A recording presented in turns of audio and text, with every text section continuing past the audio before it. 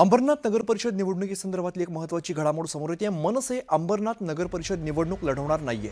शिवतीर्थावरून अशा प्रकारचे आदेश आलेत। अपक्ष लढा किंवा तुमचा निर्णय घ्या कुठून लढायचं ते, पण पक्ष नगर परिषद निवडणुका लढणार नाही यावरती मनसे वरिष्ठ ठाम आहेत। त्यामुळे मनसैनिक सध्या संभ्रमावस्थेत आहेत। नक्की लढायचं कुठून, आपली युती आघाडी कोणासोबत आहे, या अनेक प्रश्नांनी मनसैनिक सध्या संभ्रमात आहेत। आता निवडणूक अर्ज भरण्याचा आजचा शेवटचा दिवस आहे, त्यामुळे मनसैनिकांना कोण उमेदवारी देतं याकडे सगळ्यांचं लक्ष लागलेलं आहे।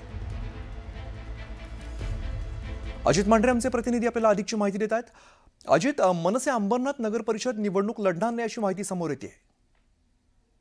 अंबरनाथ नगर परिषद ठाणे जिल्ह्यामध्ये एक एकमेव नगर परिषद निवडणूक आहे।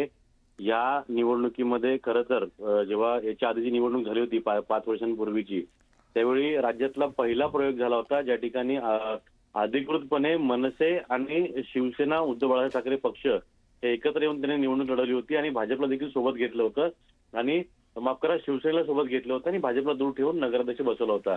त्यामुळे राज्यातली पहिली अशी नगर परिषद होती जिथं ठाकरे बंधू एकत्र आले होते। पण हीच निवडणूक आता असताना जे मनसेला जे इच्छुक उमेदवार जे आहेत त्यांना उमेदवारी अर्ज भरण्याकरता ज्यावेळी त्यांनी वरिष्ठांकडे मागणी केली त्यावेळी अंबरनाथ नगर परिषद निवडणूक आपण लढवत नाही आहोत, या ठिकाणी कोणताही पक्ष जो आहे तो म्हणून निवडणूक लढणार नाहीये। तुम्हाला ज्या पक्षातून निवडणूक लढवायची आहे, पक्ष लढवायचा आहे, जो तुम्ही तुमचा निर्णय घ्यायचा, कोणाचा प्रचार करायचा, कोणाचा प्रचार नाही करायचा, हा सर्वस्वी तुमचा अधिकार आहे, अशा पद्धतीनं वरिष्ठांकडून त्यांना सांगण्यात आलेलं आहे।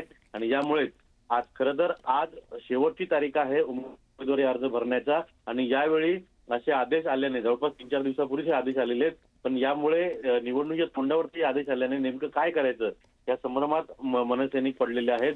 आता मनसैनिकांना उमेदवारी कोण देतं, त्यांना ते कुठून उमेदवारी मागतात, त्यांना उमेदवारी मिळते का, ते कुठल्या पक्षाचा प्रचार करतात, अर्धे कार्यकर्ते भाजपच्या करतील का, अर्धे कार्यकर्ते शिवसेनेचे अजित, त्यामुळे इथून पुढे काय घडामोडी घडतात हे पाहणं सुद्धा महत्त्वाचं असेल। धन्यवाद या माहितीसाठी।